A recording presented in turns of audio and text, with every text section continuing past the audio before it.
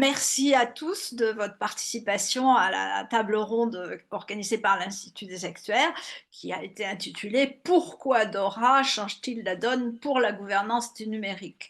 Et vous brûlez d'impatience de savoir pourquoi. Alors pour ma part, je m'appelle Florence Picard et je serai la modératrice de la table ronde. Donc pendant toutes les interventions, vous pourrez poser vos questions dans le chat. Un temps sera réservé à la fin des exposés pour pouvoir y répondre. Vous trouverez ensuite sur le site, demain ou enfin très rapidement sur le site de l'Institut, les slides et le replay. Vous y trouverez également des références et aussi des slides que nous n'aurons vraisemblablement pas le temps de partager avec vous ce soir. Et si vous voulez aller un peu plus loin, ça vous permettra d'approfondir le sujet et éventuellement de revenir vers les intervenants, puisqu'à la fin des slides, vous trouverez les coordonnées des intervenants. Alors, autour de notre table virtuelle, eh bien, par ordre d'apparition à l'image, vous aurez d'abord Marc-Antoine Ledieu, ensuite Brigitte Dubu, ensuite Hélène Dufour, puis David Quentin. Je vais d'abord laisser chacun se présenter rapidement avant d'entamer les débats. Donc, Marc-Antoine, si tu veux bien te présenter. Mais volontiers. Bonsoir Florence, bonsoir mesdames, bonsoir messieurs. Marc-Antoine Ledieu, je suis avocat au barreau de Paris. Je vais fêter mes 30 ans dans quelques jours. Je suis très spécialisé en rédaction de contrats et je me suis focalisé sur la cybersécurité. Et depuis 1 an et demi, j'ai le plaisir d'éplucher très attentivement Dora, spécialement Dora et la directive NIS 2. Ce qui me permet de vous affirmer qu'aujourd'hui, donc je m'appelle Le Dieu, mon surnom officiel est l'Odieux, puisque je n'annonce que des mauvaises nouvelles. Merci Marc-Antoine. Brigitte Dubu, on la connaît, mais présente-toi quand même. Alors, bonjour à tous, je suis donc actuaire, maintenant à la retraite, mais avec encore un peu d'activité, notamment au sein de l'Institut des actuaires, où je suis membre du Haut Conseil et membre du jury de l'Institut des actuaires, et un certain nombre de groupes de travail autour de, je dirais, les enjeux du big data notamment. Et je m'intéresse à Dora avec deux casquettes, la casquette d'associée métamétrice et puis une casquette d'administratrice d'une compagnie d'assurance. Merci Brigitte. Hélène Dufour. Oui, bonjour à tous. Donc Hélène Dufour, je suis associée du cabinet Métamétrice. Je suis une spécialiste des risques opérationnels et j'interviens depuis de nombreuses années sur des sujets réglementaires et notamment sur les réglementations sur la solvabilité comme Solvabilité 2. Et donc, j'ai été amenée à m'intéresser à Dora depuis maintenant effectivement 1 an et demi parce que c'est une réglementation prudentielle dédiée aux risques numériques et je suis par ailleurs certifiée lead implémenteur ISO 27001 et risk manager ISO 27005. Merci Hélène. Et notre grand témoin, David Quentin, je te laisse te présenter. Bien, bonjour à toutes et à tous, c'est un honneur d'ailleurs d'être invité à cette table ronde. Donc moi je suis membre du comité exécutif de la Matmut, en charge du numérique et de l'innovation. Et je vais témoigner à date des choix qu'on a pu faire sur l'organisation de nos lignes de défense. Donc on va voir qu'on n'est pas encore Dora, hein, évidemment. Hein. C'est en cours d'acculturation, mais on va faire un petit point d'étape. La manière dont on l'a mis en œuvre à date à la Matmut. Merci beaucoup. Pour ma part, donc, je suis actuaire, je suis membre de l'Institut des actuaires, membre du Haut Conseil et je suis au board d'une société d'assurance dont je préside également le comité d'audit et des risques.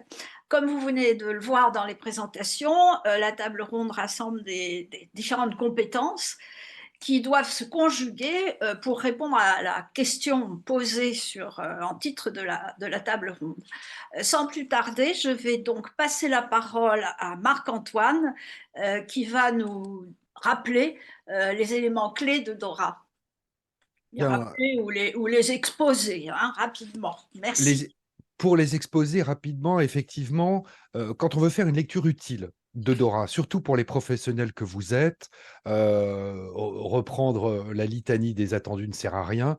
Allons droit au but. Cette réglementation, au point de vue du juriste que je suis, est une réglementation qui vise d'abord les fonctions critiques ou importantes des entités financières. Voilà, il faut savoir lire DORA comme ça. C'est parfois écrit de manière particulière, parce qu'on vous parle parfois de composantes critiques ou selon la criticité d'eux, mais c'est bien ça qui est visé. Donc ce renforcement. Ensuite, pour le faire toujours de manière succincte, illustré en bande dessinée, bien sûr, puisque je ne communique sur mon site web qu'avec des bandes dessinées qui permettent de donner un peu de légèreté ou de poids. D'ailleurs, Bravo, bravo, ça nous change un petit peu parce que nous, on a rarement l'occasion de faire ça, mais c'est très sympathique. Merci beaucoup pour cette illustration. mais avec plaisir. Là, vous êtes dans le mythe d'Hercule, mais au 42e siècle, avec des robots partout. C'est absolument étonnant. Donc, pour revenir à ces fonctions critiques ou importantes, bien sûr, la première obligation, c'est une identification, qu'elle soit contractuelle, à but interne pour des fins d'audit. Bref, c'est l'identification généralisée des actifs de TIC, des actifs informationnels, vraiment les datas qui sont traités. L'actif de TIC étant, bien sûr, tout ce qui est matériel et logiciel, avec une obligation d'identification, notamment dès qu'on va parler fonctions critiques ou importantes. C'est là d'ailleurs où je ne m'étendrai pas, parce que ça, ce n'est pas mon métier, c'est vraiment le vôtre. La deuxième partie, ce sont des mesures techniques renforcées pour la protection de ces fonctions critiques ou importantes, qu'elles soient internes à l'entité financière ou qu'elles soient externalisées, et ce qui nous amène au risque qu'on verra tout à l'heure pour les prestataires de services TIC qui supportent des fonctions critiques ou importantes. Le troisième point, bien sûr, c'est tout le régime de notification obligatoire des incidents de sécurité qui ne porteront que sur des incidents majeurs. Alors, on attend encore les dernières directives, si j'ose dire, des autorités européennes là-dessus, mais ça porte vraiment que sur les incidents majeurs des fonctions critiques ou importantes. Et le quatrième point qu'on invoquera sûrement tout à l'heure, qui est un encadrement contractuel extrêmement détaillé. Et pour le juriste des contrats que je suis, lorsque j'ai lu la première fois Dora, donc ça remonte déjà à fin 2020, je suis tombé de ma chaise, car pour rédiger des contrats longs, je dois avouer que là, ça bat tous les records. Il va y avoir une vraie révolution chez les juristes des entités financières pour arriver à embrasser l'ensemble des obligations qui sont imposées en dur par Dora. Le dernier point, pour faire vraiment Dora en grande masse et très très large, pour comprendre comment ça va s'appliquer, eh bien, outre la liste des entités financières, ça je pense que vous le savez, le principe de proportionnalité est un truc qui est très difficile pour nous les juristes, parce que ça laisserait entendre qu'il y a appréciation dans la manière dont on va déployer Dora, que ce soit dans la partie audit, que ce soit dans la partie rédactionnelle contrat, dans la partie des mesures de sécurité.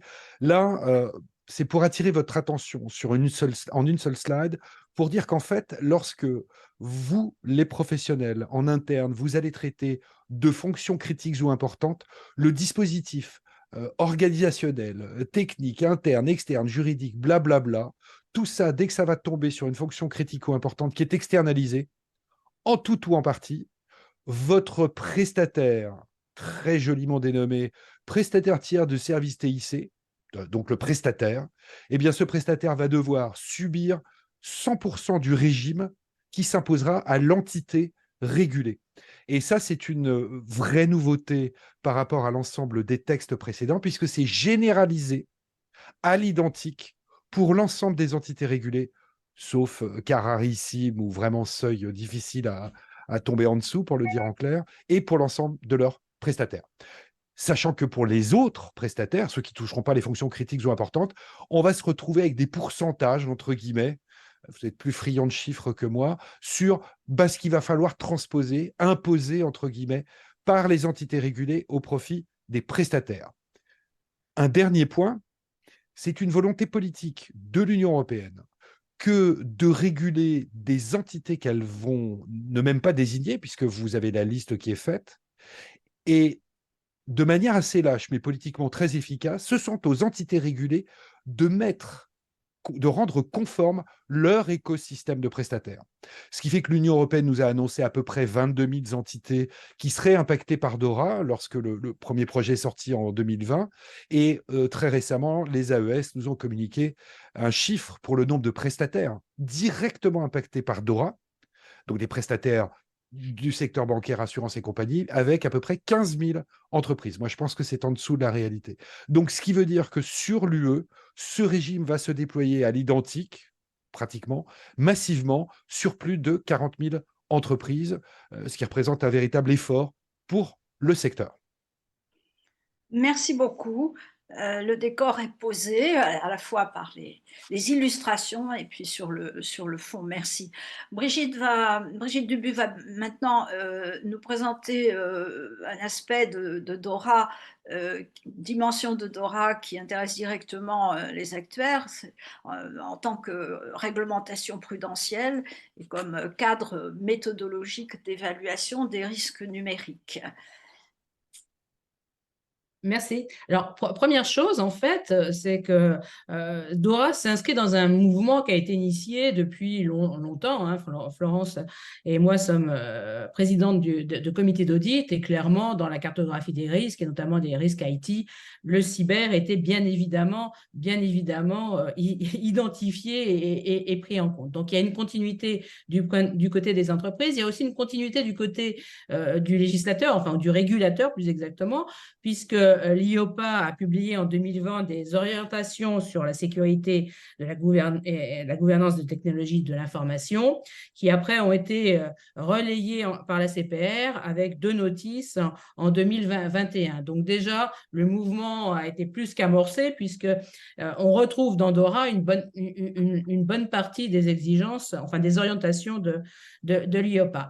DORA renforce et accélère le mouvement. Il accélère le mouvement parce que, en fait, autant l'IOPA, enfin, les directives internes, l'IOPA ou les orientations ACPR sont ce qu'on relève de la soft law, c'est-à-dire qu'en fait, quelque chose qui s'applique avec un temps de latence, puisqu'en fait, il n'y a pas de sanction immédiate, il y a sanction que si, lors d'un rapport, voilà, la CPR constate que par rapport aux exigences qu'ils avaient données dans un rapport, dans un deuxième temps, les entreprises ne l'appliquent pas. Et donc là, il y a sanction. Donc, on voit bien que ça se fait en 2 temps, alors que DORA est un règlement. Alors, un règlement, là aussi, en droit européen, une loi, une directive s'applique là aussi en 2 temps, c'est-à-dire qu'en fait, il faut une transposition en droit national, donc ça prend du temps. La DORA est un règlement, et donc ça veut dire que c'est d'application immédiate, et ça veut dire c'est un régime de sanctions immédiates aussi. Donc, on voit bien que le mouvement, là, est accéléré. Bien évidemment, tout ça, c'est pour protéger la solvabilité de l'industrie. Hein, donc, je dirais, c'est fait avec évidemment une notion de protection importante, mais avec des contraintes qui ne le sont, et on en discutera bien évidemment tout au long de cette conférence. Donc, le conseil d'administration, en fait, jusqu'à présent, s'appuyait sur une cartographie des risques et généralement, le CRO abordait le sujet important. Un autre point, il y a une directive qui est sortie, qui amende la directive S2 et qui précise que les entreprises mettent en place et gèrent les réseaux des systèmes d'information conformément au règlement DORA. Donc, S2 fait référence à DORA. Et vous verrez que dans cette logique DORA, on va retrouver des réflexes S2, notamment avec une fonction, ou avec les 3 lignes de défense qu'on retrouve là aussi dans S2. Donc, on n'est pas dans un terrain, en termes de méthode, totalement inconnu. Donc, les nouvelles obligations, là, je parle en termes de gouvernance. Donc, on a des nouvelles obligations au sein des conseils d'administration qui sont de participer à la définition de la stratégie de résilience opérationnelle numérique et qui découlent bien évidemment d'un niveau de tolérance au risque qu'il faudra définir. Le conseil, comme toujours, vérifie que les moyens alloués à la maîtrise des risques sont suffisants et va vérifier, avec les échanges qu'il y aura avec les professionnels, l'efficacité des dispositifs de maîtrise des risques et valider le cadre dans un rapport, un de plus, vous me direz, mais oui. Et bien évidemment, il va valider les politiques qui encadrent la résilience opérationnelle. Autre point qui n'est pas mentionné ici, mais qui est aussi important et qu'on retrouve dans la logique S2, en fait, c'est que le risque cyber doit être pris en compte dans les plans d'audit des compagnies d'assurance, et donc des plans d'audit très, très réguliers. Donc, on voit aussi, c'est une des particularités, et en termes de gouvernance, c'est extrêmement important, la pluralité de propriétaires. Donc, il n'y a pas que des gens impactés. Évidemment, tout le monde est impacté par cyber, tout le monde doit être sensibilisé, tout le monde doit être formé. C'est l'affaire de tous. Mais il y a plusieurs propriétaires potentiels. Il y a d'abord les métiers utilisateurs des services d'éthique. On a bien évidemment la DSI qui se trouve souvent en première ligne sur le sujet. La conformité doit prendre en charge, comme toujours, tous les aspects réglementaires. Le DPO en charge de la conformité au RGPD, et la direction juridique, vous l'aurez compris, évidemment, au cœur aussi et très, très importante dans le dispositif. On l'a évoqué, DORA exige la création d'une fonction indépendante de gestion du risque numérique qui est en charge de piloter les contrôles de second niveau. Et donc là, on retrouve la logique S2. Cette fonction doit rapporter au conseil. Alors, ce n'est pas une fonction clé au sens S2, mais quand même, ça y ressemble un petit peu. En tout cas, il est dans cette logique de rapporter directement au conseil. Donc, on voit bien que c'est d'abord un sujet transverse, et qui dit avec plein de propriétaires, avec une fonction indépendante, mais qui, à mon sens, est plutôt quelqu'un qui va faire en sorte que tout le monde se parle, qui va d'abord être un animateur, et donc qui dit animation, qui dit comitologie, qui va bien aussi. Donc ça, c'est un point, je pense, qu'il faut là aussi prendre en compte dès le départ. Et l'équipe du CRO, elle doit être impliquée notamment sur le cadre méthodologique qui doit être adapté à l'évaluation des risques. Donc, on revoit bien cette logique très tournée, les trois piliers, avec un CRO qui a une part importante dans le dispositif.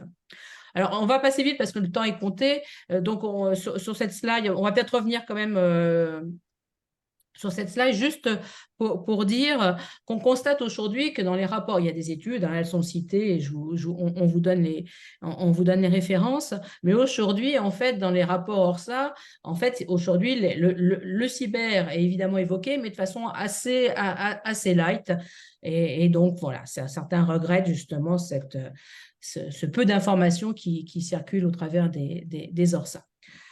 Mais ils vont avoir un port supplémentaire, donc ça va changer.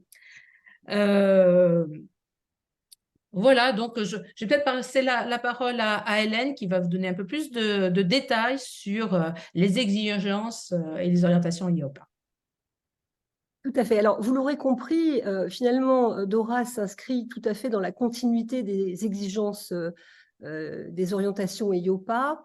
Mais l'énorme différence entre DORA et les orientations IOPA, c'est qu'effectivement, on est dans des exigences qu'on doit respecter directement. Ça veut dire que là où, dans les orientations IOPA, on pouvait avoir une certaine latitude dans la mise en œuvre des exigences, et notamment au travers des politiques de sécurité, etc., dans DORA, il faut s'assurer de l'alignement de ces politiques et également mettre en œuvre les contrôles qui permettent de démontrer qu'elles sont respectées. C'est-à-dire, on fait ce qu'on dit et on dit ce qu'on fait.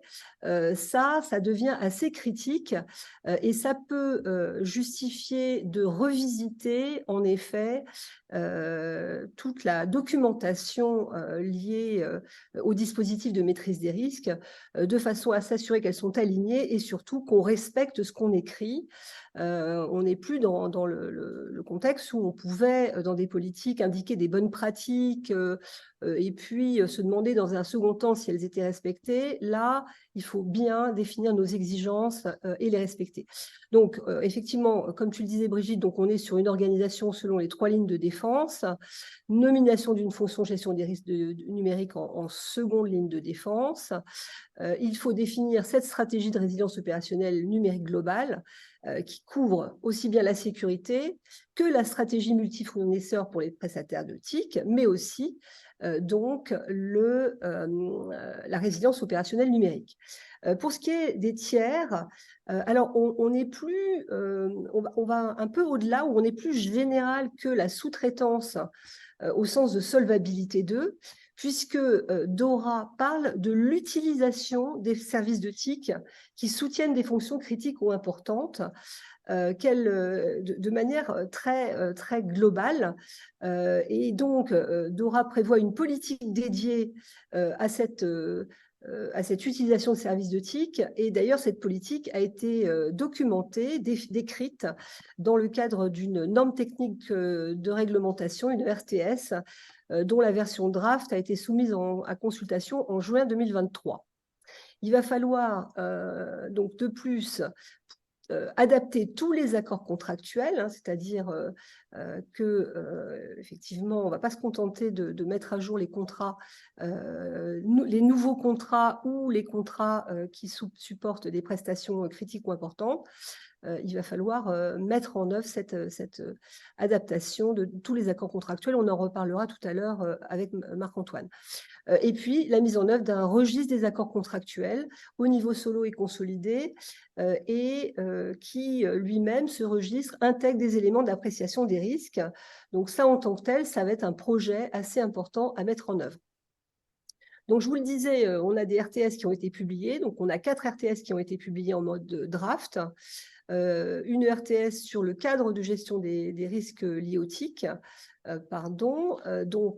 qui en fait définit les fameuses politiques qu'il faut avoir, les politiques aussi bien de sécurité que l'ensemble des politiques, continuité d'activité informatique, politique de sécurité, politique d'utilisation des services de TIC qui soutiennent des fonctions critiques ou importantes.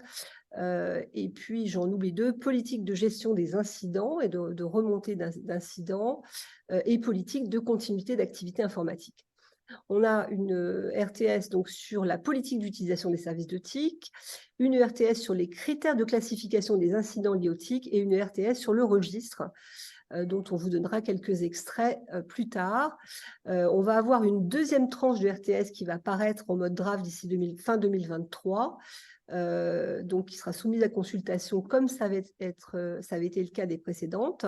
Donc, il y en aura une sur l'estimation des coûts et pertes agrégées causées par les incidents TIC majeurs. On voit qu'on rentre dans une logique d'évaluation quantitative des risques cyber. D'ailleurs, les orientations EIOPA sur les stress tests, la documentation méthodologique de l'EIOPA qui est sortie sur les stress tests cyber fait nommément référence à DORA. On a une RTS sur les modalités de reporting des incidents majeurs, sur le cadre pour les tests d'intrusion basés sur les menaces et sur les clauses contractuelles qui seront exigées. Alors clairement, on voit quand même assez mal comment les renégociations des contrats vont pouvoir se faire dans un délai aussi court, dans la mesure où les versions définitives de cette RTS sera publiée on va dire en juin 2024, ce qui signifie qu'il resterait 6 mois pour renégocier tous les contrats, ce qui paraît quand même très ambitieux. Mais bon, ce sera à voir avec les autorités de tutelle. Merci Hélène. Alors, nous allons passer la parole à David Quentin, qui va nous dire comment ça se joue sur le terrain, parce que lui, il est sur le terrain, et donc il va nous expliquer comment, d'abord, quelles sont ses fonctions, où est sa place dans ce jeu complexe, et comment ils s'y prennent au niveau de Matmut. David, on t'écoute. Merci beaucoup, Florence. Alors évidemment, c'est un témoignage, c'est surtout pas une cible à copier, hein, c'est lié aussi à la culture de l'entreprise à laquelle j'appartiens, mais ça permet effectivement de témoigner à date, en fonction de notre compréhension de ce qui arrive, de ce qui s'est passé avant, hein, avec Solva 2, avec la notistique, et de ce qui arrive avec DORA, de la manière dont on transforme effectivement nos lignes de défense. Peut-être en introduction, comme tu le suggérais, Florence, bien préciser que je suis donc DSI, mais un petit peu plus. Le un petit peu plus, c'est pas orgueilleux, c'est de bien comprendre qu'à la fois je coiffe la DSI, la direction des systèmes d'information, mais j'ai aussi auprès de moi les achats systèmes d'information, et c'est pas neutre par rapport à ce qui vient d'être dit sur les renégociations contractuelles hein, et la revue des clausiers. Et j'ai aussi auprès de moi trois filières de risque qui sont du niveau 1, 1,5, je ne sais jamais bien les placer, mais en tout cas, ce n'est pas du niveau 2, ce n'est pas du niveau 3, mais je vais quand même les citer. Le DPO, donc la protection des données personnelles, la qualité des données, le data office, hein, et qualité des données, alors là, je suis à l'Institut des actuaires, donc là, on se comprend bien de quoi on est en train de parler, hein, la qualité des données qui concourent aux étapes prudentielles de solvabilité, et le RSSI, responsable de la sécurité des systèmes d'information. Et je viendrai un peu plus loin après sur les choix qu'on a pu faire. D'ailleurs, mon collègue FSI, fonction de sécurité de l'information, est présent ce soir dans les participants, si je ne m'abuse. Donc, ces filières de risque, elles ne sont pas dans la DSI, ça déjà, il faut bien le comprendre. Elles dépendent de moi en tant que directeur du numérique, membre du COMEX. Hein. Ça, c'est une petite subtilité, mais qui a son importance parce qu'ils doivent quand même avoir leur autonomie. Et pour autant, ils sont dans ma chaîne de commandement qui permet des réactions rapides, notamment sur les sujets cyber. Une fois qu'on a dit ça, peut-être dire aussi qu'évidemment, on s'appuie sur nos 10 ans de pratique de Solva 2, et je suis peut-être un peu réducteur avec les 10 ans, hein, mais les fonctions clés sont acquises évidemment à la Matmut, les 3 lignes de défense sont acquises, et ça, c'est des choses qu'on a mis en place au fur et à mesure dans une entreprise qui n'était pas habituée, très clairement, hein, qui n'était pas habituée à ces lignes de défense, c'est-à-dire qui était très procédurée et très opérationnelle, mais peu habituée au contrôle permanent et au contrôle périodique. Tout ça est bien en place, on a bien les 4 fonctions clés, on a bien nos niveaux 2 et nos niveaux 3, et à un moment donné, on a fait face à cette problématique que j'incarnais, on va le dire comme ça, hein, très clairement, hein, que je pouvais incarner vis-à-vis du CRO qui était cité, d'avoir chez moi à la fois la DSI et certaines lignes de défense 1,5, hein, un peu entre deux. Notamment, on va s'attarder là sur le RSSI et le DPO, la qualité des données est quand même un autre sujet pour ce soir, mais en tout cas le DPO et le RSSI, qui ne font pas que de l'opérationnel, hein. L'opérationnel pur, la protection opérationnelle pure, la première ligne de défense, c'est bien la DSI qui l'opère, mais qui sont vraiment là au quotidien sur la montée en valeur de la protection, la supervision de cette protection au quotidien, et qui font quand même donc plus du contrôle de niveau 1, si on peut le dire ainsi. Et donc, on a eu le débat, et je ne vais pas vous cacher, je crois que c'est l'intérêt aussi hein, de ce genre de webinaire et du témoignage terrain. C'était pas simple comme échange entre la direction de maîtrise des risques, le CRO, la CRO en l'occurrence, et moi-même. Évidemment qu'il y a, sans parler de sujet de territoire, il y a une appréciation de la situation, il y a une appréciation des risques. Mon appréciation en tant que directeur du numérique, c'est de dire attention, ça arrive vraiment, c'est pas que un règlement, il y a des attaques tous les jours, et moi j'ai besoin des moyens de faire face. Je ne peux pas déléguer complètement ces moyens. Et l'appréciation de la CRO est tout à fait entendable et qui est dans le sens de la réglementation, hein, qui est de dire tu ne peux pas cumuler les 2 lignes et tu ne peux pas cumuler les rôles, et c'est un principe fondamental de DORA demain, mais en réalité de la réglementation de façon générale. Donc, on a bien eu ce débat, sans oublier, bien sûr, et je ne m'étendrai pas, mais tout ce que ça peut emmener de jeux de pouvoir entre nous. Hein. Je suis membre d'un COMEX, donc ce n'est pas un tabou, hein, le pouvoir, hein, évidemment. Donc, sans emmener ce qui peut abîmer le message, mais même quand on était très focus sur le résultat à attendre, il y a eu débat. Ce qui est intéressant, c'est là où on en est, là où on a souhaité atterrir à date. On a effectivement tenu compte de ce qui était cité juste avant par Brigitte, c'est-à-dire il faut qu'il y ait bien une fonction indépendante qui réponde jusqu'au conseil d'administration, hein, à l'AMSB quand on prend les textes, mais en tout cas jusqu'au conseil d'administration, hein, en tout cas au comité spécialisé. Et donc, il faut bien qu'il y ait une entité indépendante, ce rôle que pour l'instant, et c'est intéressant la manière dont il évolue, je vais y revenir, mais pour l'instant, nous avons nommé fonction sécurité de l'information, FSI, plutôt en nous appuyant sur la notistique. Mais j'ai bien noté, et je trouve que c'est plus intéressant et plus large, que ça va évoluer vers fonction gestion des risques numériques. J'ai bien lu et écouté ce que viennent de dire Hélène et Brigitte, et je crois qu'il faut qu'on l'ait bien en tête. C'est-à-dire que, évidemment, nous, on est parti de la question de la sécurité parce que le cyber, c'est une réalité, c'est le risque numéro 1, hein, ou 2 avec le climatique, et c'est vraiment une réalité, très bien.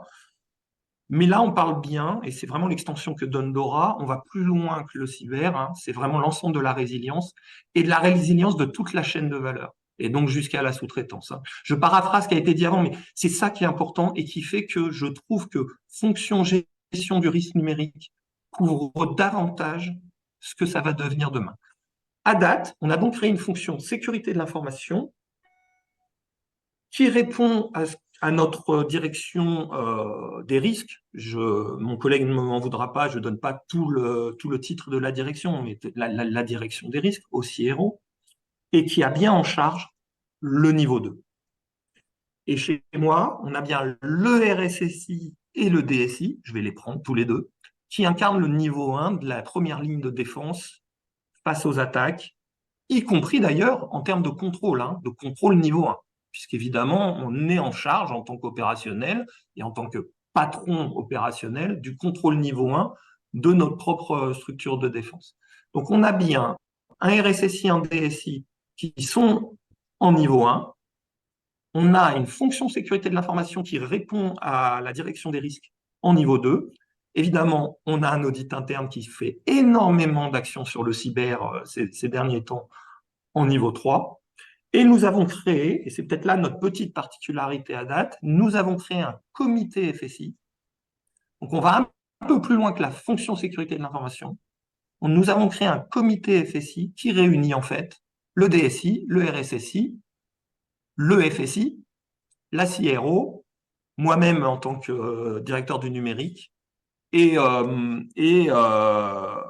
le DGD de l'entreprise. Et ce comité FSI, c'est bien lui qui produit à la fin un ordre du jour, un déroulé et un compte-rendu. Et ce compte-rendu est bien diffusé jusqu'à l'AMSB, jusqu'au comité spécialisé du conseil d'administration. Donc, vous voyez, on a répondu de deux façons, c'est-à-dire la bonne séparation des rôles, la création d'un rôle fonction sécurité de l'information qui peut préfigurer, à mon avis, ce qu'on était en train de dire sur la gestion des risques numériques, surtout que je vais y revenir, pardon, et un comité FSI qui prend les grandes parties prenantes de manière à toujours s'assurer qu'à la fin, on refait la synthèse on va dire, des appréciations et qui permet de ne pas se retrouver dans une situation de face à face, mais bien à la fin de porter un avis clair et collectif vis-à-vis de la MSB. Voilà ce qu'on a mis en place à date. Si je peux me permettre juste de t'interrompre, mais tu vas peut-être en parler après, ça bouleverse les choses. Il doit y avoir des éléments des effets un peu humains, des sensibilités. Tu vas nous en parler un petit peu? Trop vite. Non, c'est très bien. Au contraire, je te remercie, Florence. Je vais en parler. Je vais juste avant, dire, et je reviens justement sur les risques numériques. On vient de faire, et d'ailleurs, c'est à la demande du CRO. Hein. Moi, je n'étais pas forcément convaincu au départ, je le dis avec beaucoup d'humilité. J'avais une politique générale de gouvernance des systèmes d'information. J'avais aussi PGGSI, hein, politique générale de gouvernance des systèmes d'information.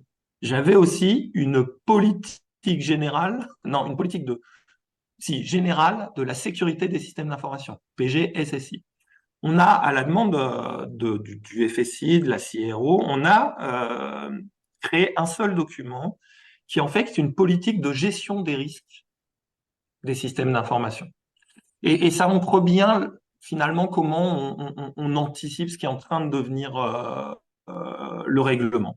Maintenant, pour répondre très directement à ta question, Florence, oui, ça bouleverse les choses. Parce que d'abord, évidemment que ça vient toucher des susceptibilités, de chaque côté d'ailleurs, hein, évidemment.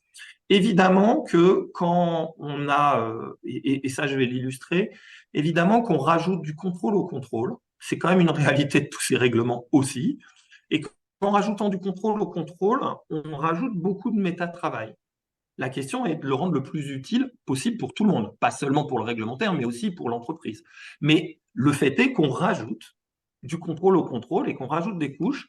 Et ça a un effet quand même, c'est qu'il ne faut jamais oublier qu'à la fin, il y a des opérationnels. Et là, je ne parle pas du RSSI, je ne parle pas du DSI, je ne parle pas de moi, mais je parle vraiment d'opérationnels qui, à l'instant T, sont en train de superviser des écrans de supervision, sont en train de réaliser des applicatifs informatiques, sont en train de faire des tests d'intrusion peut-être. Et en fait, ces opérationnels ont du mal à suivre toute cette accumulation de contrôle. C'est-à-dire qu'on de plus en plus, hein, on leur demande je ne vais pas dire de bâtonner parce que ça serait très réducteur, mais en tout cas de bien faire état des contrôles qu'ils font. Et à leurs managers, les contrôles qu'ils font de niveau 1 sur ce qu'ils sont en train de faire. Et que tout ça s'inscrit bien en réponse à des éléments de maîtrise, qui sont en réponse à une cartographie des risques.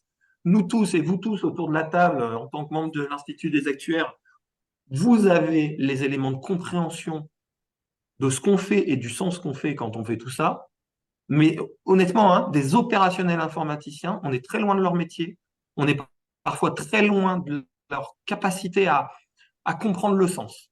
Et ça, c'est un des gros dangers, un des gros travaux qu'on a à mener et qu'on essaye de mener tous ensemble, c'est de ne pas se retrouver dans une situation de démobilisation. Et j'utilise vraiment ce mot-là. Ce mot démobilisation, c'est toujours le risque du réglementaire, c'est l'accumulation fait qu'on peut perdre le sens et que de toute façon, des fois, on n'arrive pas à faire face. Si on n'arrive pas à faire face, on l'a vécu sur d'autres situations, mais là, je parle vraiment de ça, et ben, les équipes se démobilisent. Il n'y a plus de sens, on ne fait plus face. Au bout d'un moment, on remplit des tableaux, mais on ne sait même plus pourquoi on le fait. Notre travail à nous, directeurs, managers, risk managers, c'est d'accompagner les opérationnels dans ne jamais perdre le fil du sens. Et il y a pour moi, il y a deux guidelines. La première, et c'était dit dès le début par Marc-Antoine, hein, quand tout de suite on reparle bien de la question de la proportionnalité, qui n'est pas simple hein, dans nos entreprises, mais il n'empêche, il faut quand même partir de ça. On parle avant tout de ce qui est critique pour l'entreprise. Il faut toujours garder ce fil conducteur, parce que sinon on se perd. Je prends, pardon, hein, je dévie un peu, mais pour répondre à une autre question, 283 fournisseurs, presque 300 fournisseurs, 300 sous-traitants, fournisseurs, on les appelle comme on veut. Si je les classifie pas, si j'ai pas une appréciation vraiment par le risque critique, ben les 300 contrats là à revoir en 6 mois, c'est impossible. C'est juste impossible. Parce que je vais pas avoir 300 acheteurs ou juristes à mettre en face. Hein. Donc, c'est juste impossible. Il va bien falloir faire des lots et bien faire ces lots en fonction du risque. Et de toute façon, on reste comme ça, je crois, dans l'esprit de tous ces règlements, qui est quand même de prendre le point de départ, c'est l'appréciation des risques, la cartographie des risques, l'appréciation des risques, qu'est-ce qu'on est capable de prendre au risque ou non, et en fonction de ce qu'on sait où prendre comme risque, ou prendre ou pas comme risque, faire un choix d'ordonnancement pour se mettre en conformité. En tout cas, c'est mon approche, hein, c'est notre approche et on travaille beaucoup comme ça. Donc, évidemment, on a défini pour nous nos sticks, hein, nos sous-traitants importants et critiques, mais au-delà, nos sous-traitants les plus importants, même s'ils ne sont pas toujours tous estimés critiques, pour bien travailler par les risques. Mais j'ai quand même, il faut bien l'avoir en tête, et je le redis une dernière fois, un de mes challenges, c'est d'éviter ce qu'on pourrait appeler l'épuisement, la saturation, la démobilisation d'équipes opérationnelles qui peuvent perdre le sens versus ce qu'elles ont l'impression de faire, de défendre au quotidien. C'est ça, hein. La question du sens, c'est de montrer que ça ne s'arrête pas à une défense au quotidien, ça c'est bien la première ligne, mais ils se doivent de rendre effectivement intelligible ce qu'ils font pour qu'on puisse vérifier que cette défense au quotidien couvre l'ensemble des risques que porte l'établissement financier. Et ça, c'est un peu plus dur à comprendre par un opérationnel.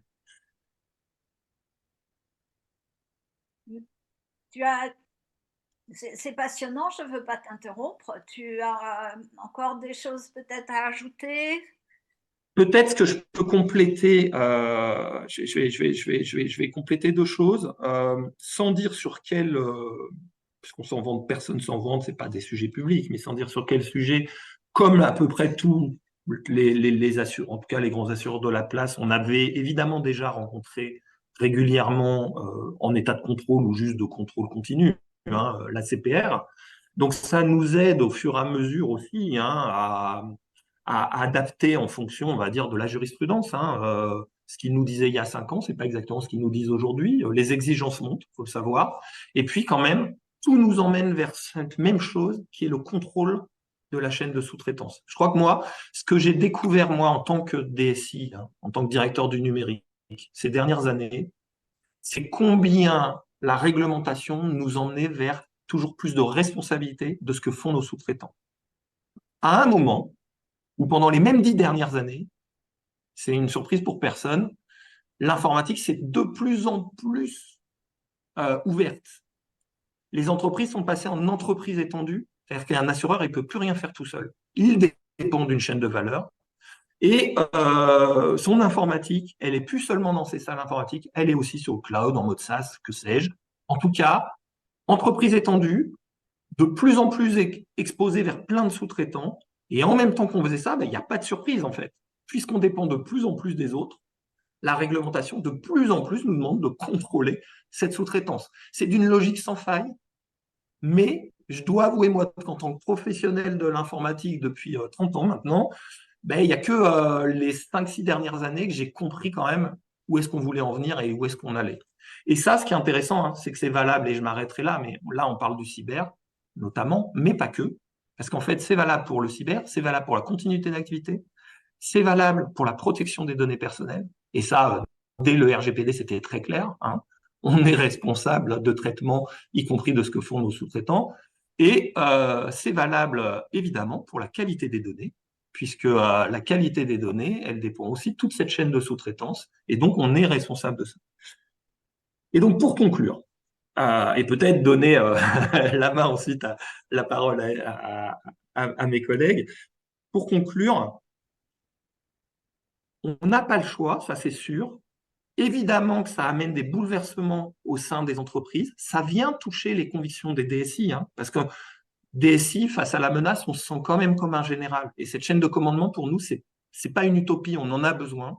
Donc ça vient nous secouer, mais la transformation, elle est lancée, elle me semble absolument nécessaire. Et moi, je la fais toujours reposer sur l'appréciation des risques. Je pense que c'est la colonne vertébrale, c'est quand même, on ne peut pas faire tout ça. C'est incommensurable, en fait, hein, ce que vous avez présenté juste avant. On ne peut pas faire tout ça sur l'ensemble de tout ce qu'on fait. Et donc, il faut choisir ce qui est critique, il faut choisir les sous-traitants critiques, il faut travailler complètement, exhaustivement sur ces premiers lots pour ensuite, au fur et à mesure, infuser sur l'ensemble de l'entreprise. Et je m'arrêterai là, Florence. Merci beaucoup, c'est absolument passionnant. Merci pour ce vécu, ce témoignage et pour le chemin que tu décris, est tout à fait éclairant. Et puis, je ne peux pas m'empêcher de penser à d'autres évolutions comme l'ouverture des données, l'open data pour l'assurance, etc. Et ça va encore plus loin dans l'ouverture que ce que tu indiques. L'ouverture, elle n'est pas finie. Et la nécessité de contrôle s'accroît à mesure de ces ouvertures. Merci beaucoup. Hélène, à toi. Oui, merci. Merci Florence. Alors, je vais aller assez vite hein, pour laisser la parole à Marc-Antoine sur la mise à jour des contrats, mais on va devoir produire donc un rapport de contrôle dédié au risque numérique hein, qui vient quelque part compléter le rapport ORSA dont on a vu qu'il était assez limité aujourd'hui sur ce qu'il décrit au sujet des risques numériques. Ça a été constaté par la CPR. Par contre, la RTS, donc, qui parle des sujets risques numériques, ne fait pas référence aux résultats des stress tests EIOPA, cyber, et je pense que ça restera dans l'ORSA. Donc là, je passe très très vite pour céder la parole donc à Marc-Antoine. Vous pourrez vous regarder un peu le détail qu'on vous a mis sur donc l'évolution des relations contractuelles. Alors, avant toute chose, je tiens à protester, bien sûr, avec conviction. Mon client est innocent et moi aussi. Soyons clairs. Tout à fait. Dora est un énorme. J'ai écouté attentivement David. Nous avons le même problème, nous les juristes, qu'on soit avocat ou qu'on soit en entreprise avec nos équipes opérationnelles. Nous nous retrouvons avec des obligations écrites de manière extrêmement détaillée dans Dora qui doivent être mises en œuvre avant la conclusion des contrats, pendant l'exécution des contrats et après, c'est-à-dire toute la phase de résiliation et la phase post-résiliation. Euh, on peut passer à la slide suivante parce que il y en a tellement que c'est pour vous donner une idée. Regardez la quantité de textes extraits de Dora. Le concept, là encore, est le suivant.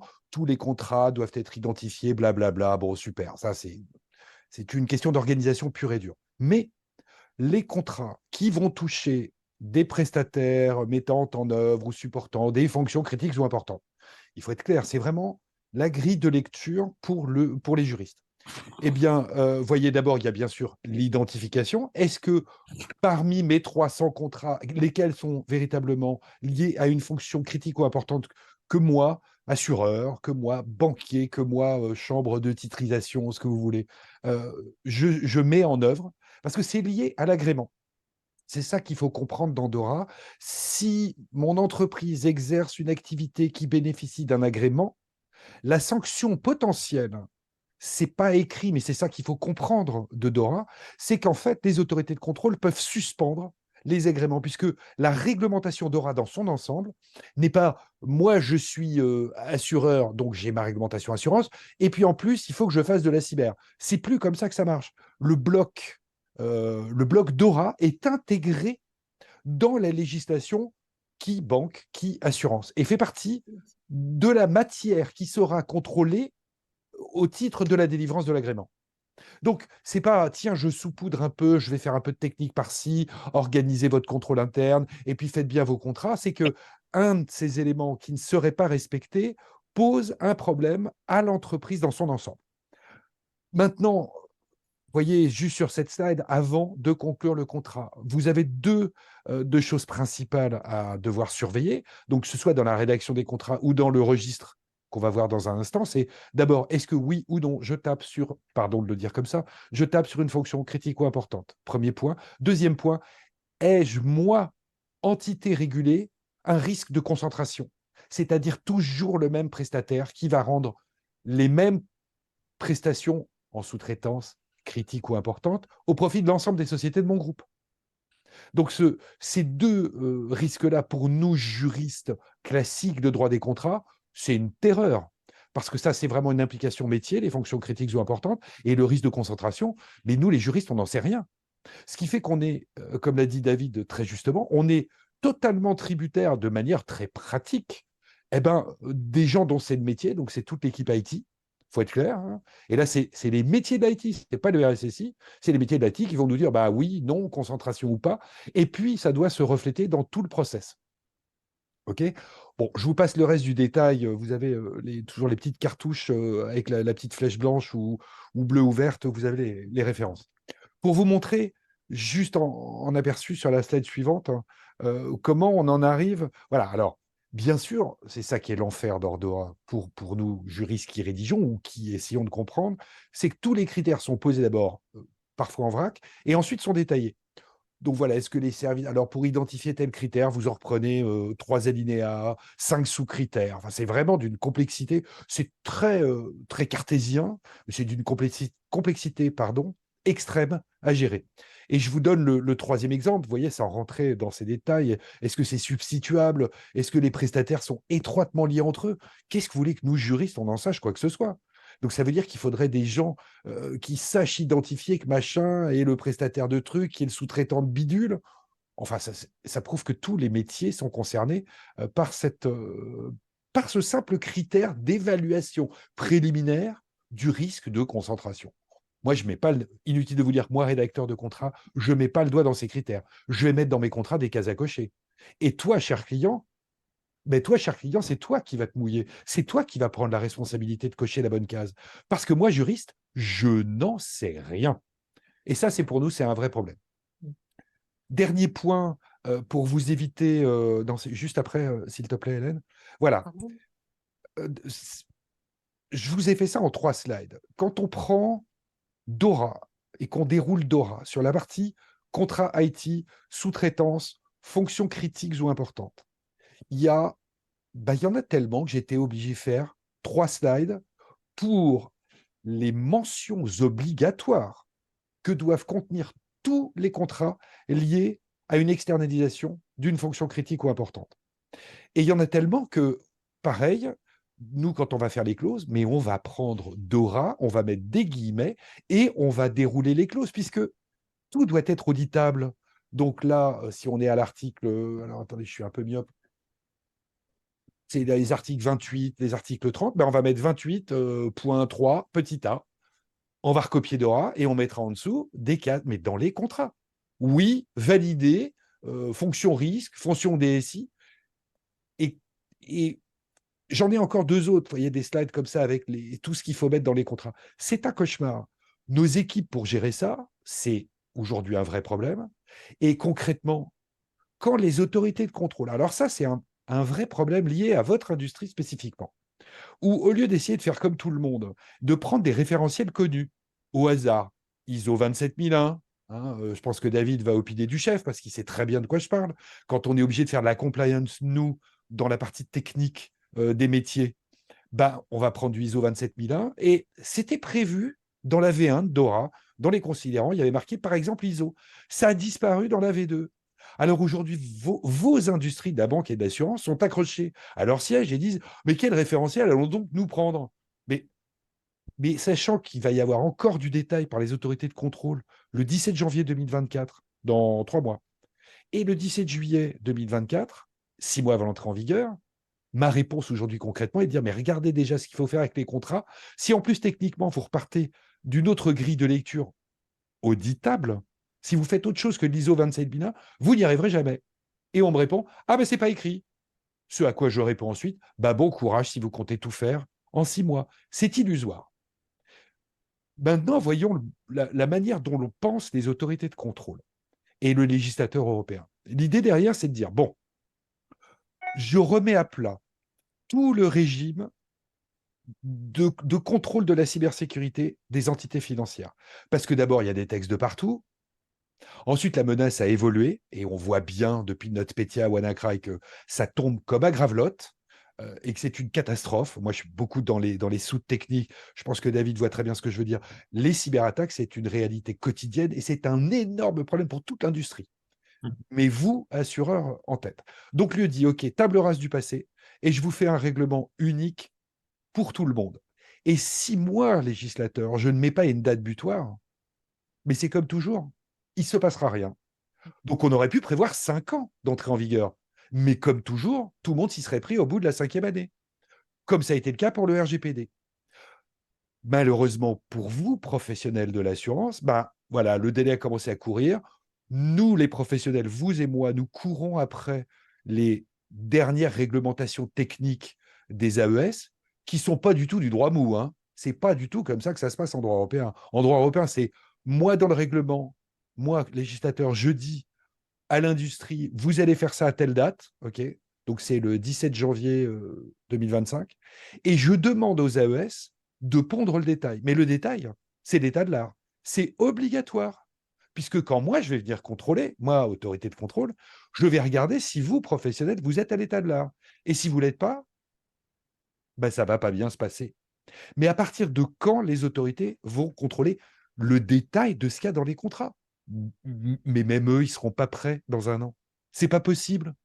Ça demande trop d'énergie, trop de ressources. On n'y arrivera pas. Donc, c'est illusoire. Maintenant, il va falloir le faire. Le dernier point, après, je m'arrête. Je le jure. dit par une profession remplie de menteurs, ça fait toujours peur, ne vous inquiétez pas. Maintenant, est-ce que moi, assureur, je vais me lancer dans la révision de la totalité de mes contrats existants? Alors là, en 6 mois, je vous le dis tout de suite, hein, ne m'appelez pas, tellement je serai en train de rire par terre dans mon bureau. C'est illusoire.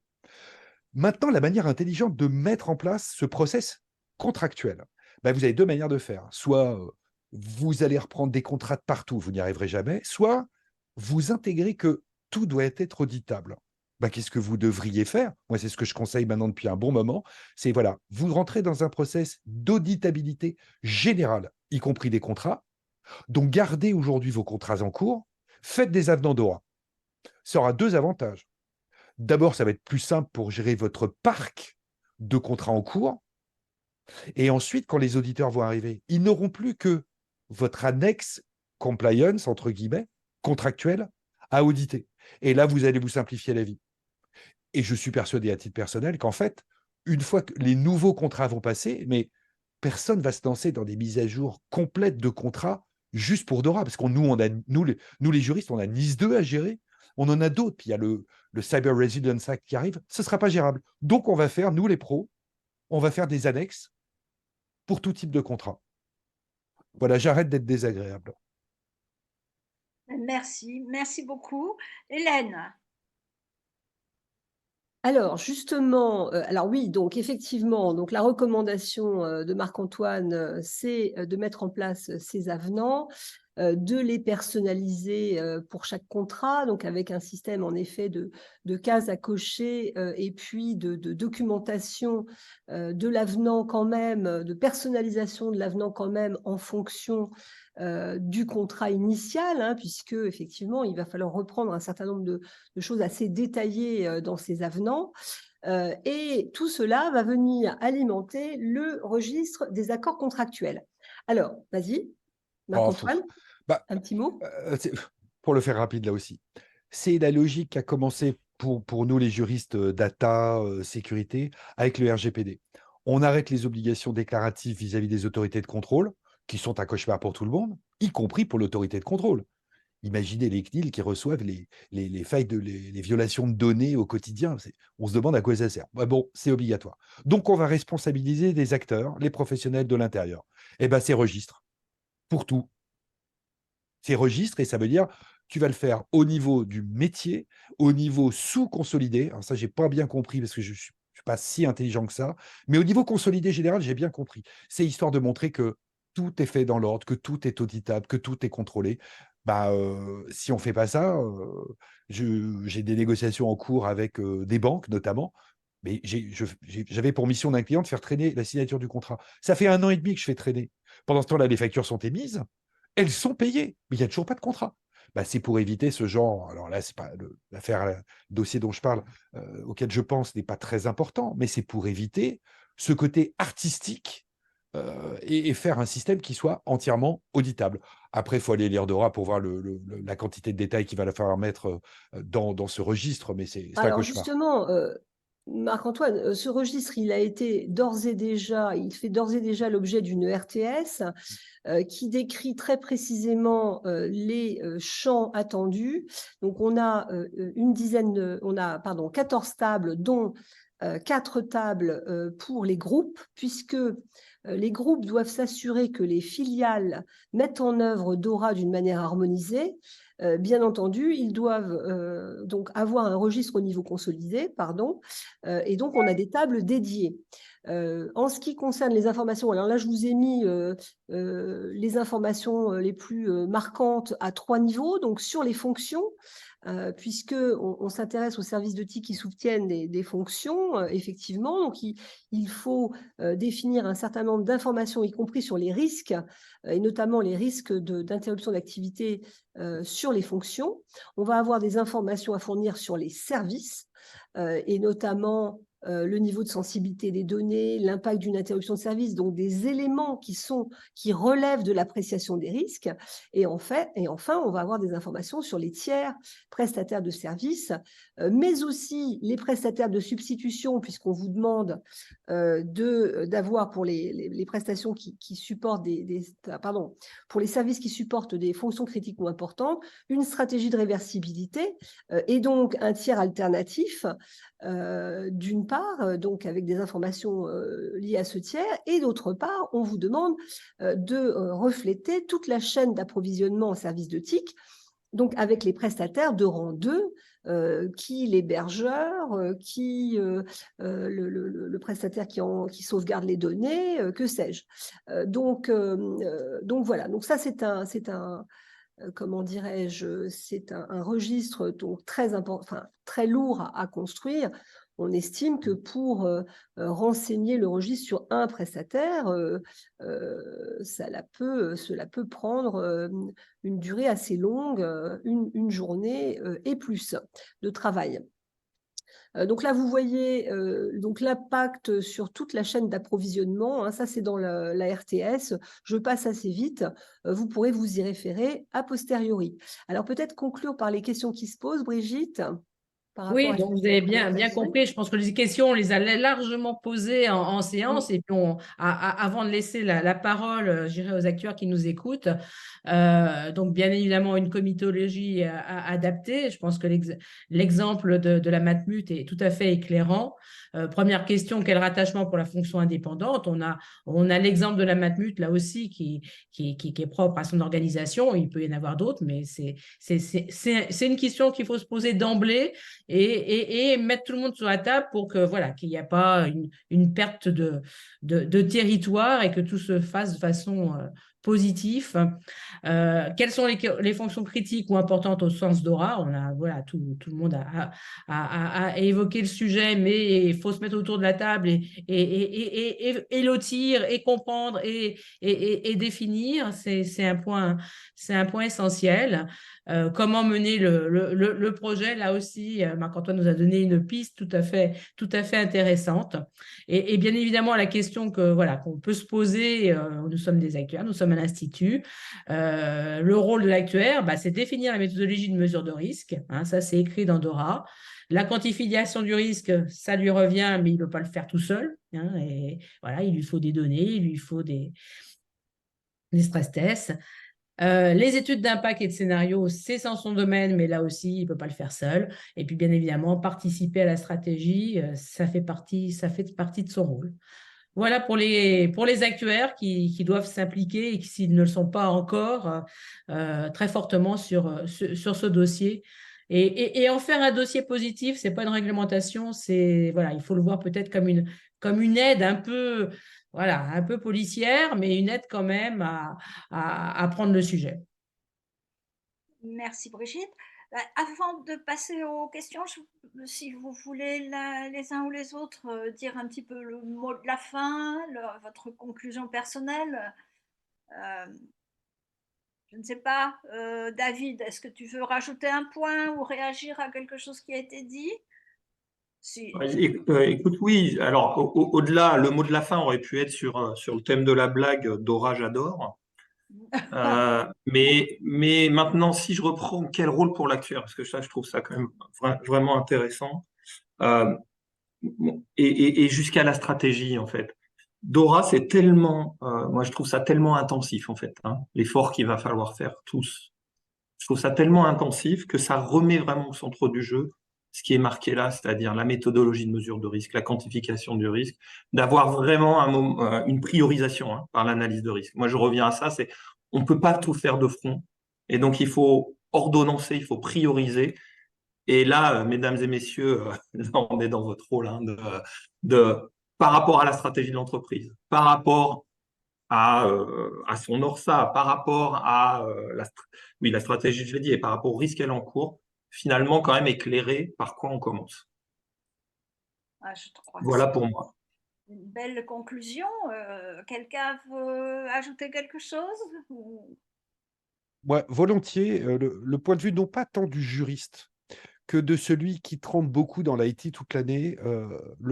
La plus grosse difficulté que je rencontre avec mes interlocuteurs, c'est les COMEX qui ne pensent l'IT que comme un outil. Or, aujourd'hui, l'IT, ça n'est plus juste un outil. C'est vital, critique, essentiel, déterminant. Vous l'appelez comme vous voulez. Et pour être sûr que ça rentre, entre guillemets, de force dans l'esprit des COMEX, c'est obligation de formation et de sensibilisation, y compris pour les COMEX. Je veux dire en clair, et j'ai commencé à le faire, j'arrive devant des COMEX, je suis obligé de faire signer des feuilles de présence à des gens qui ont des compétences et des savoirs que je n'ai pas, comme un instituteur viendrait vérifier que les enfants ont fait une dictée. Et c'est une volonté politique de la part de l'UE, c'est moi, politique, je vais vous forcer, vous, les professionnels, à démontrer que vous êtes bien sensibilisés aux risques que nous affrontons tous, toutes nos sociétés, mais vous, secteur financier, en tête. Et si vous ne me prouvez pas que vous avez bien fait vos obligations de formation, je vais me fâcher tout cru. Je vous laisse imaginer la suite. Merci. Merci beaucoup. Nous passons aux questions, Hélène. Oui, juste un dernier petit mot de la fin de mon côté également, pour dire qu'effectivement, au jour d'aujourd'hui, l'appréciation des risques dans les établissements financiers n'est pas toujours suffisante comme outil de décision stratégique, l'appréciation des risques numériques. Hein, là où l'appréciation des risques financiers, des risques assurantiels, des risques de crédit dans les banques s'appuie vraiment sur un corpus méthodologique très solide et sert au quotidien, aux décisions d'investissement, de couverture, je dirais, d'orientation stratégique. Au niveau des risques numériques, il y a sans doute un chemin à parcourir pour vraiment faire en sorte que ces évaluations soient utiles et servent véritablement. Et je pense que là, collectivement, on a un besoin de progresser. Merci beaucoup. Ben, écoutez, on va essayer de répondre aux questions qui nous ont été posées.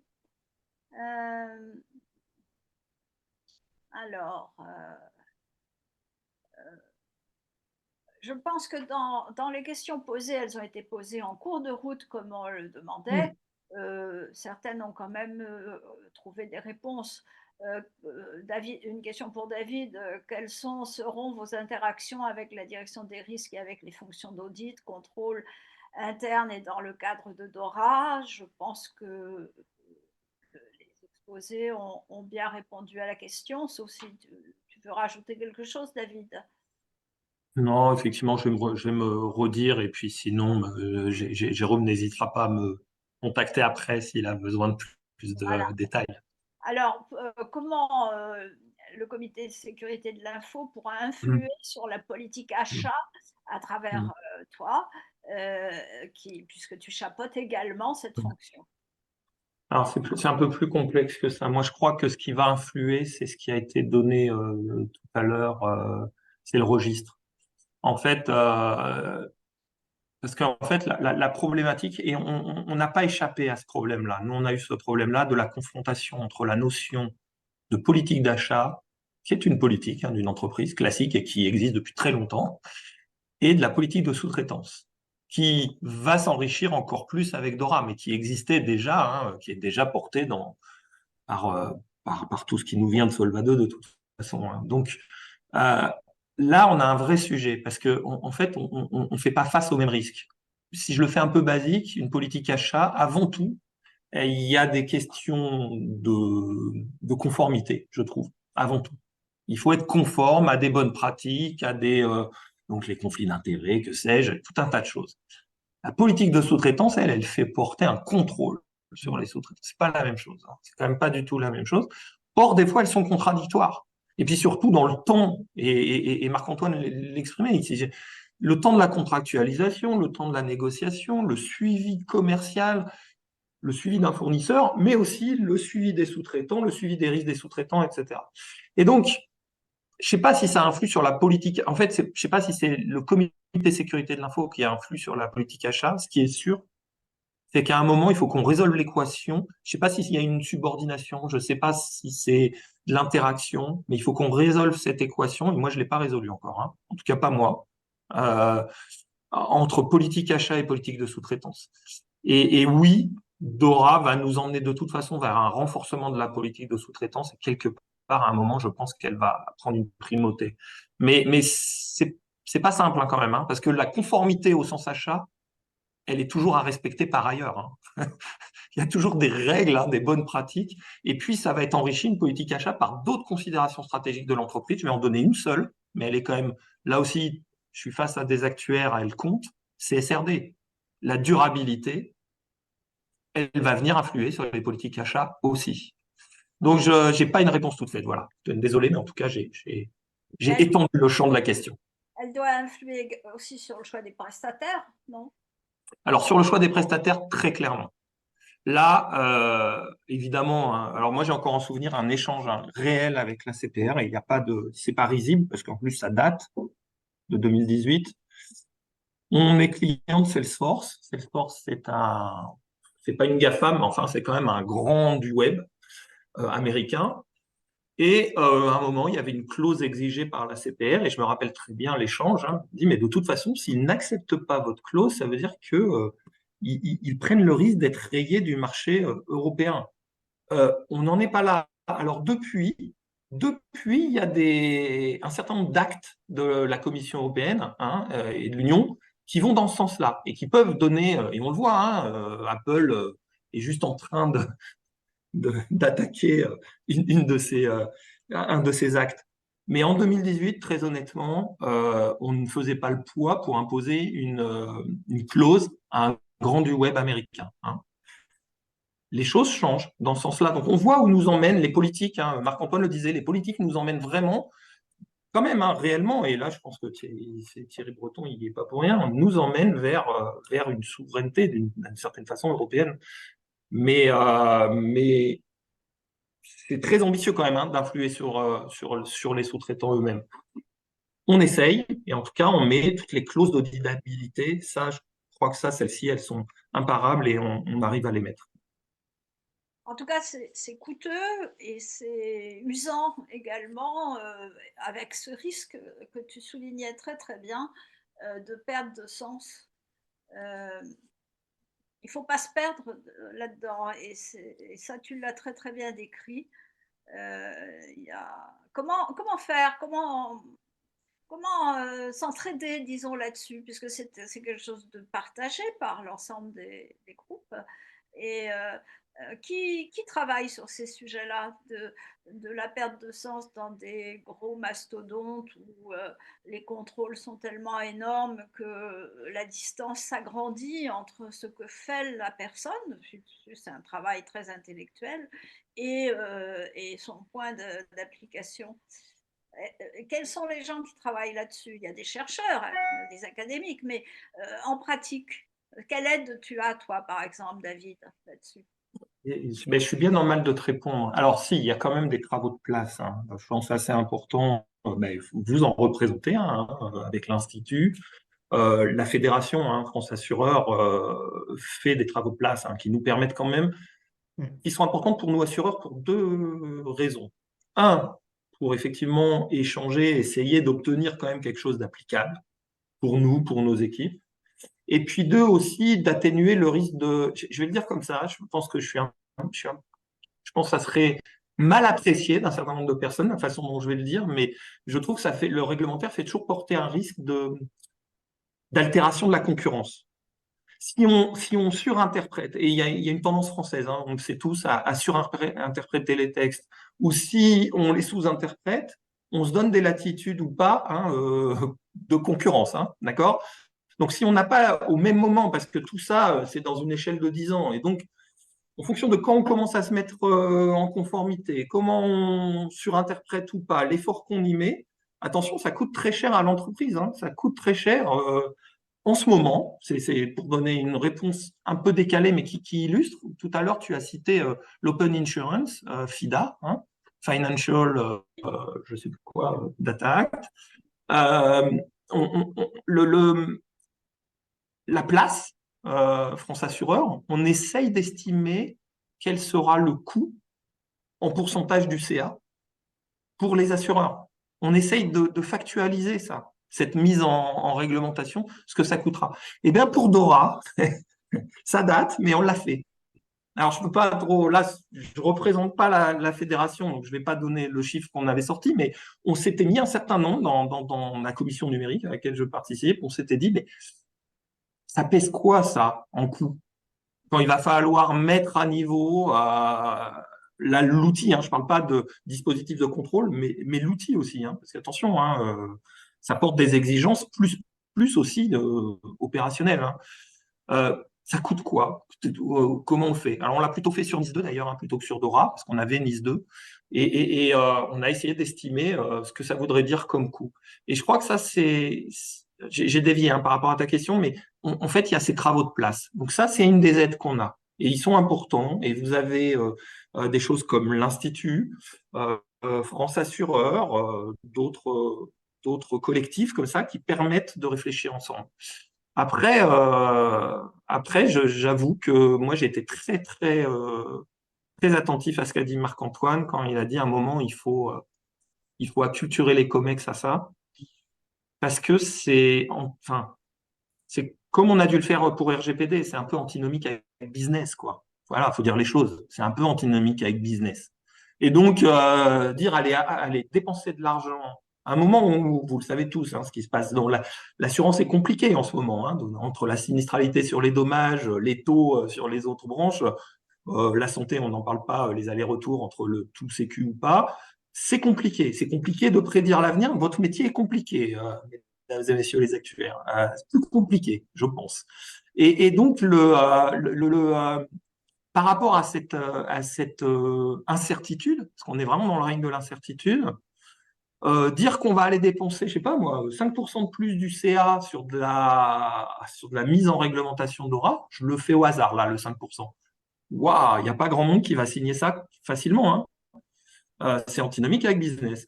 Et donc, il faut quand même que tout le monde comprenne dans chacun des CODIR ou COMEX, quel que soit le nom, hein, des boards dirigeants de nos entreprises, et des deux boards d'ailleurs, hein, y compris conseil d'administration, l'étendue du risque quand même derrière. C'est-à-dire que le politique, il est très clair quand même sur là où il veut aller. Marc-Antoine, tu l'as dit tout à l'heure, et c'est la direction, elle est claire. Alors évidemment, 1er janvier 2025, on aura travaillé par justement l'eau du plus risqué, ok, très bien, mais la direction globale, elle est très claire, et donc il va falloir le dépenser cet argent. Et ça, si on n'a pas convaincu les COMEX et les boards, voilà, là, ça peut être un peu compliqué. Je ne suis pas du tout répondu à ta question, Florence, je l'ai étendue. Moi, Oui, je me permets de rajouter juste un point parce qu'effectivement, à un moment, et je vais le dire, en mots clairs, parlons d'argent. Et si vous, institution financière, vous en êtes à vous demander combien ça va vous coûter la mise en conformité interne, le problème, il passe aussi sur vos prestataires, qui sont des gens avec qui je travaille pas mal. Hein. Et eux, qu'est-ce qu'ils vont dire? Ils vont dire, bah, si moi, prestataire, je suis obligé de me mettre en conformité, je vais être plus cher. Donc, je vais augmenter mes prix. Ce à quoi les entités régulées vont répondre, vous êtes gentils les gars, mesdames, mesdemoiselles, bien, vous êtes gentils, mais moi déjà, ça m'a coûté de l'argent en interne, et je ne vais pas donc avoir le double effet qui se coule en payant en plus l'augmentation de tes prestations. Ce qui est pourtant un mouvement absolument naturel et qui va avoir lieu. Donc on va se retrouver aussi avec des enjeux en termes de business pur et dur, qui est qui va payer. Et à ma connaissance, pour pas mal travailler notamment avec l'ANSSI en France, il y a des dispositifs d'incitation pécuniaire qui se mettent en place pour Nice 2. Pour Dora, j'ai rien entendu. Et quand je dis rien, c'est j'ai ouvert un placard, il y a eu le bruit du vent, j'ai refermé le placard et je suis parti me promener ailleurs, objectivement. Donc vous allez avoir un vrai impact business et à un moment qui va payer, ben voilà, bon courage. eh ben voilà, ben est-ce qu'on pourrait avoir quelque chose? Brigitte a dit quelque chose de positif. Elle a dit quand même que tout ce travail nous obligeait à réfléchir et à fixer nos priorités, à savoir hiérarchiser, lotir la démarche. Essayons de trouver quelque chose de positif parce que je crois que ce que vous avez dit, Marc-Antoine et David, montre quand même que tout ça est très luxueux, quoi. On veut nous emmener dans quelque chose de très pur, mais encore faudrait-il rester bien vivant, hein, parce que si on est totalement si pauvre que en fait des gens moins purs nous mettront la main dessus et que nos activités seront capturées par des gens moins purs, ça sera pas drôle. Donc, espérons que l'application sera quand même, vous l'avez dit, l'application nécessitera des moyens pour les gens qui auront à sanctionner, enfin à contrôler le contrôle. Et bon, c'est peut-être quelque chose qu'on peut voir comme optimiste parce qu'on sera tous dans ce bateau difficile, y compris les gens chargés de nous sanctionner, hein. Je ne sais pas si vous Oui, êtes bah, fait. c'est tout le problème de la prévention, hein. La prévention, par essence, on ne sait pas combien on a gagné d'argent. Oui, mais oui, dans la mesure où on reste en vie, c'est important. Et bon, on pourra reparler de FIDA parce que ça sera probablement qu'on refera une chose sur FIDA, peut-être ensemble d'ailleurs. Et il me reste, je crois, nous sommes maintenant quand même, nous arrivons à près de 7h30, donc Ouais. 19h30, donc il me reste à vous remercier très Attends, chaleureusement. Florence, une toute petite question. Florence, si tu veux bien. On n'a pas répondu à la question sur les délégataires de gestion. Je voudrais juste dire un tout petit mot là-dessus. Donc, les délégataires de gestion, ils sont à contrôler sous le régime de DORA à partir du moment où ils sont prestataires de technologies de l'information et de la communication, c'est-à-dire à partir du moment où, outre le fait d'assumer pour votre compte la gestion de produits assurantiels, ils vous mettent également à disposition des solutions technologiques pour que vous-même utilisiez les services, gériez vos propres contrats d'assurance.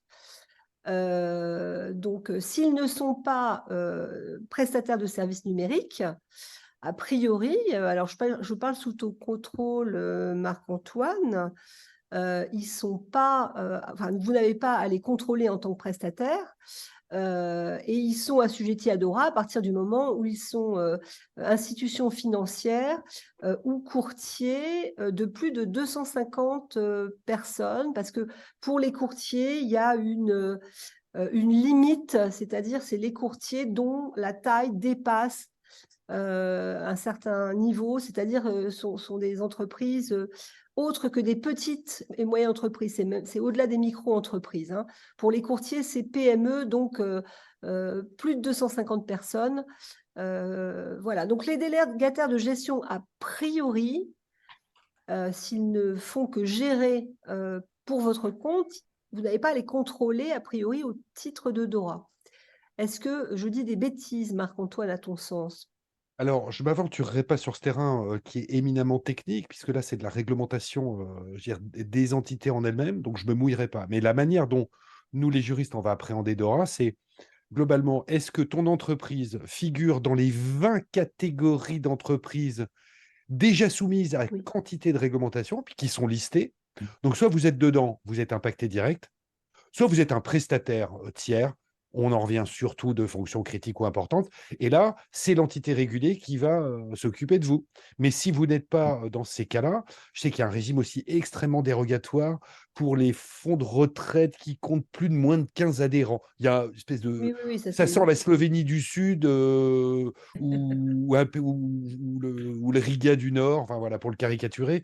Mais Mais à part ça, sinon, vous êtes soit dans la liste de l'article 3 ou 6, je ne sais plus, vous oui, êtes oui, en entre tant A et qu'entité T, régulée et par voilà. DORA. Mais en Sinon, tant c'est au revoir. qu'entité qui contrôle des entités, a priori, c'est vos prestataires de technologie de l'information et de la C'est ça. communication que vous devez mettre sous contrôle. Et donc, le délégataire entre dans ce cas s'il assure pour votre compte des prestations numériques, c'est-à-dire il vous met à disposition des outils numériques pour gérer vos propres contrats. Merci pour cette précision de réponse à la question que j'avais laissée passer. Merci beaucoup. Eh ben, merci à tous, merci à vous qui êtes encore très très nombreux à nous écouter. Merci, il y a eu très très peu qui sont partis Mm. alors que nous avons débordé. C'était vraiment très intéressant et merci aux intervenants. Et à une prochaine fois pour de nouvelles aventures. Maintenant qu'on a les décors avec Marc-Antoine, nous ne pourrons plus faire des slides insipides et Bah oui. tristes comme on faisait autrefois, n'est-ce pas? C'est plus possible. Bonne soirée à tous. Merci encore.